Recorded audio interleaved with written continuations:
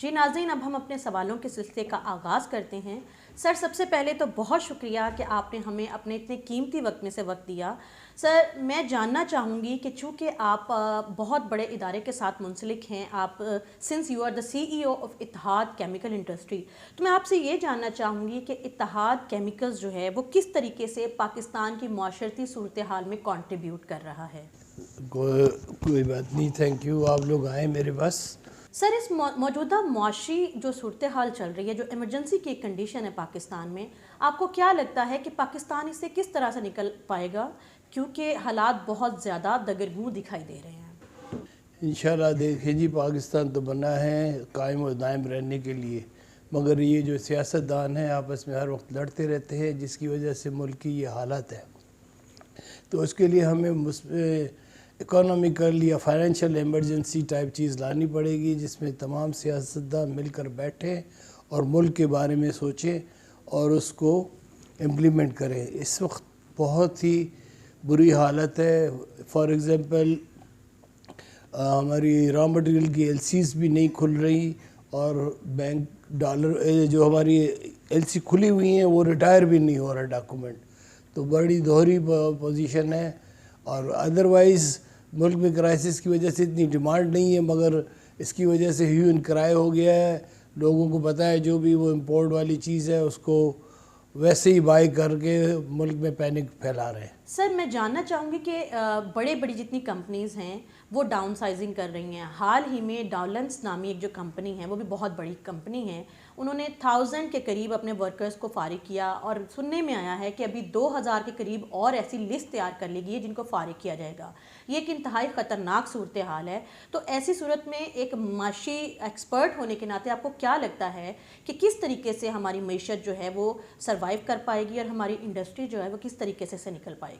ویسے انڈسٹری کا سروائیو کرنا بہت مشکل ہے، بٹ الحمدللہ اتحاد کیمیکل میں جو ہمارے ملازم ہیں اس وقت، کیونکہ ہمارا کچھ را مٹیریل انڈیجینیس ہے، اس وجہ سے ہم نہیں سمجھتے کہ انشاءاللہ کسی ایک بھی مزدور یا کسی ایک بھی امپلائی کو ہم کم کریں گے یا نکالیں گے۔ اس کی ساری وجہ پولیٹیکلی ہے، لوگ یہ مل کے بیٹھتے نہیں ہیں، اور ہم پر کافی قرض ہے، اس کو وہ سنجیدگی سے لیتے نہیں ہیں۔ ان کے اپنے جو خرچے ہیں وہ اتنے زیادہ ہیں جس کی انتہا نہیں ہے، اس کو وہ کرٹیل کرتے نہیں ہیں۔ نہ ان میں کچھ تھوڑی سی وہ ہے کہ سادگی اپنائیں۔ بہرحال ملک بہت مشکل میں ہے، مگر ایسا نہیں ہے کہ یہ کچھ ہو نہیں سکتا۔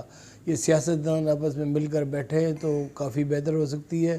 ساتھ میں یہ بزنس مین ہماری FPCC آئی ہے، ہماری PCMA ہے، ایپٹما ہے، ان سب لوگوں کو بٹھا کر اور کوئی ایسا سولوشن نکالا جائے، اور کم سے کم 1 یا 2 سال کا ایسا فائنینشیل پیکج لایا جائے جس سے یہ جو کرائسس ہے اس سے نکلا جائے۔ سر، ایک سوال میں جاننا چاہوں گی آپ سے کہ موجودہ حکومت تاجران کی ہے، بزنس مین کی ہے، اس کے باوجود بزنس بھی خطرے میں ہے پاکستان میں، اور جو تجارت ہے وہ بھی دن بدن کم سے کم ہوتی چلی جا رہی ہے۔ آپ کو اس کی کیا وجوہات دکھائی دیتی ہیں؟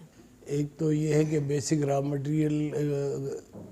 را مٹیریل کی LCs وغیرہ کھولی جائے، ہمیں یہ اس وقت تو سب سے بڑا پرابلم آیا ہوا ہے۔ دوسرا کیا نام ہے، آپس میں یہ ہارمونی ضرور کریں، یہ آپس میں مل کے نہیں بیٹھیں گے کبھی بھی یہ حالات بہتر نہیں ہوں گے، ورسٹ سے ورسٹ ہوتے جائیں گے۔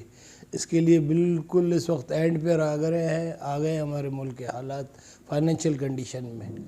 سر، سب سے پہلے تو السلام علیکم، بہت شکریہ کہ آپ نے اپنا قیمتی وقت دیا۔ سر، آپ یوتھ کے نمائندہ ہیں، اور آپ بہت خوشی کی بات ہے کہ ابراڈ سے آپ بزنس کی تعلیم حاصل کر کے آئے ہیں، اور پھر جو جدت کی تعلیم آپ حاصل کر کے آئے ہیں اسے پاکستان میں آ کے آپ بزنس میں، انڈسٹری میں امپلیمنٹ کر رہے ہیں اور ماڈرنائز کر رہے ہیں پاکستان کی انڈسٹری کو۔ سر، میں آپ سے سب سے پہلا سوال یہ کرنا چاہوں گی کہ اتحاد کا مستقبل کیا ہے ایک انڈسٹری ہونے کے ناطے، اور فیوچر میں اس کے پلانز کیا ہیں؟ اتحاد کیمیکلز کا مستقبل تو پاکستان کے مستقبل کے ساتھ جڑا ہوا ہے۔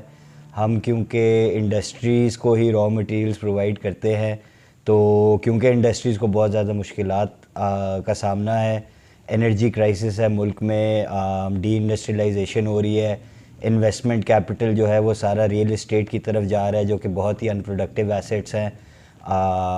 اس سے کوئی نہ امپلائمنٹ جنریٹ ہو رہی ہے، نہ ایکسپورٹس جنریٹ ہو رہی ہیں، بلکہ لگژری امپورٹس ہی صرف جنریٹ ہو رہی ہیں۔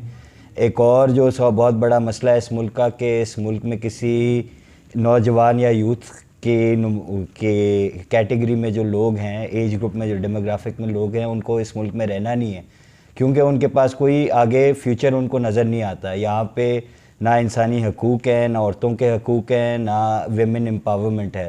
تو اس ملک میں کوئی اپنا فیوچر دیکھے گا ہی نہیں، تو وہ اس ملک میں رہنا نہیں چاہے گا. لوگ یہاں سے ڈنکی مار کے جس بھی طریقے سے پاسبل ہے بھاگ رہے ہیں اس ملک سے.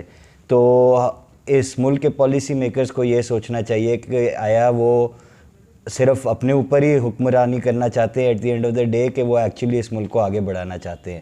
اس سب کرنے کے لیے there needs to be a consistent and solid economic policy for the next 20 years at least, because if that's not the case, if policies keep changing, then no one's going to invest in this country. If no one's going to invest, then everything is going to get out of this country. Unfortunately بنگلہ دیش ہم سے آزادی لے کے بہت آگے ہم سے ترقی کر گیا ہے. وہ اس کے مین ریزن یہی تھی کہ فیمیل امپاورمنٹ کی ہے وہاں پہ، فیملی پلاننگ کی ہے، اور آپ دیکھیں وہ آج کہاں اس کی سٹینڈنگ ہے پر کیپٹا انکم میں. اور پاکستان کہاں پہ؟ پاکستان نے ریورس گیئر لگا لیا ہے. انڈیا اور بنگلہ دیش آگے کی آگے نکلتے جا رہے ہیں.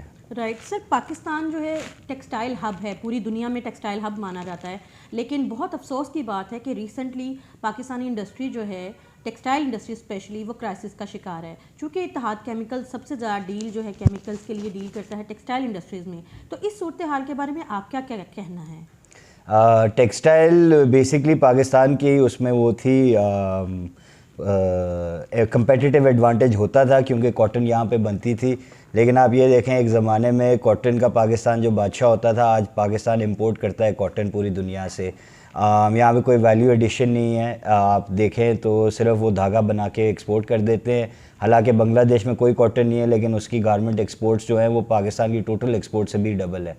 تو اگر آپ یہ ساری چیزیں دیکھیں، وہی بات آ جاتی ہے کہ اس میں ایک نیشنل پالیسی بنی، گورنمنٹ چینج ہوئی، وہاں پہ بھی مداخلت تھی، یہ تھا وہ تھا، لیکن اس سے کوئی فرق نہیں پڑا کیونکہ پالیسی جو انہوں نے امپلیمنٹ کی اس کو انہوں نے جاری رکھا. کہ انویسٹمنٹ اگر کسی بھی ملک نے لانی ہے، all they need is consistent policy. Even if it is a bad policy, the investor will make arrangements for that bad policy and make a strategy accordingly. But the policy needs consistency. You cannot have someone coming in for a year, one foreign minister coming in for a year making a policy, and then someone from the same party, let alone a new government, changing the entire policy. This only leads to confusion in the investor, and اس کی وجہ سے آپ دیکھ رہے ہیں سارے پھر ایک ہی سیکیور انویسٹمنٹ ہے پاکستان میں، ریئل اسٹیٹ، اور بس اس پہ اسپیکولیشن میں سارے انویسٹ کرتے ہیں کیونکہ کوئی انسینٹیو ہی نہیں ہے. ریئل اسٹیٹ کے علاوہ کوئی اور سیکٹر انسینٹیوائزڈ ہی نہیں ہے انویسٹمنٹ کے لیے. سر بینگ آپ ایک نوجوان یوتھ نسل کے جو ہے نمائندہ ہیں، اور آپ نے انڈسٹری کو جوائن کیا اور اس کو آپ سہارا دینے کے لیے، اس کی معیشت کے اندر اپنا جو ہے ان پٹ دینے کے لیے آپ آگے بڑھے ہیں، اسٹیپ فارورڈ ہوئے ہیں. تو آپ ہماری دیکھنے والی جو نوجوان نسل ہے وہ کسی بھی طبقے سے یا کسی بھی کلاس سے بلانگ کرتی ہے، آپ ان سے کیا امید کرتے ہیں؟ پیرالل میں یہ جاننا چاہوں گی کہ آپ ہمارے ناظرین کو یہ ضرور بتائیں کہ اتحاد کیمیکلز کے ڈائریکٹر ہونے کے ناطے سے اس گورنمنٹ سے آپ کیا امید کرتے ہیں کہ اس انڈسٹری کو کس طریقے سے وہ سنبھالا دے سکتی ہے؟ انرجی جو ہے اس پہ فوکس کریں. ہم لوگوں کے لائن لاسز بہت زیادہ ہے، آپ کے گیس سیکٹر میں بھی آپ کے لاسز بہت زیادہ ہیں، تھیفٹ بہت زیادہ ہے. اگر وہ تھیفٹ سٹاپ نہیں ہوگا، انڈسٹری آج پے کر رہی ہے، کل انڈسٹری بھی بند ہو جائے گی، تو وہ بھی پھر کیسے غریب عوام زندہ رہ سکتی ہے؟ چوری چکاری ہے، اس نے مار دیا ہے. آپ کی ٹیکسیشن انکنسسٹنٹ ہے. آپ ایک کارپوریٹ ٹیکس لگا دیتے ہیں، آپ مطلب جو آلریڈی ٹیکس پیئر ہے اسی کو آپ اور ٹیکس کر رہے ہیں. آپ نے نئے ایونیوز ڈھونڈنے ہیں، نئے ٹیکس میکینزمز ڈھونڈنے ہیں، اور آپ نے ریئل اسٹیٹ کو ڈس انسینٹیوائز کرنا ہے، because real state is the only sector which is in taxed and all the black money flows over there. Right. اور سر یہ جو ہماری یوتھ جو کہ پاکستان کو جیسے آپ نے تذکرہ کیا کہ چھوڑنا چاہ رہی ہے اور اس کو اون نہیں کرتی، اس کے بارے میں آپ کیا کہیں گے؟ میں تو یہی ایڈوائز کروں گا کہ جلد از جلد بھاگ جائیں اس ملک سے. ریئلی سر، جبکہ آپ ابراڈ سے واپس یہاں آئے ہیں اور آپ نے خود اس کو جوائن کیا ہے. میں I have been lucky to have an opportunity to have something over here. Otherwise there is nothing to offer for anyone in this country, unfortunately, because of the policies of the past 70 years.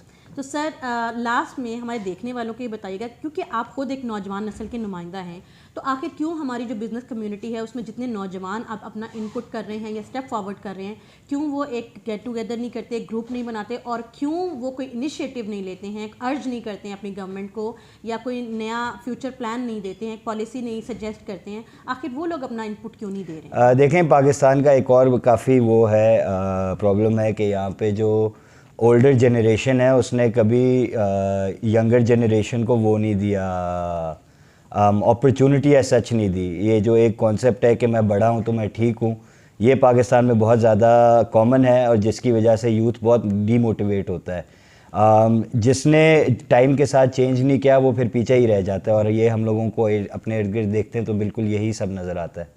سر بہت شکریہ، میں جانتی ہوں کہ آپ کا وقت بہت قیمتی ہے، آپ نے ہمارے ناظرین کے لیے اسپیشلی یہ وقت نکالا، اس کے لیے ہم آپ کے بہت شکر گزار ہیں.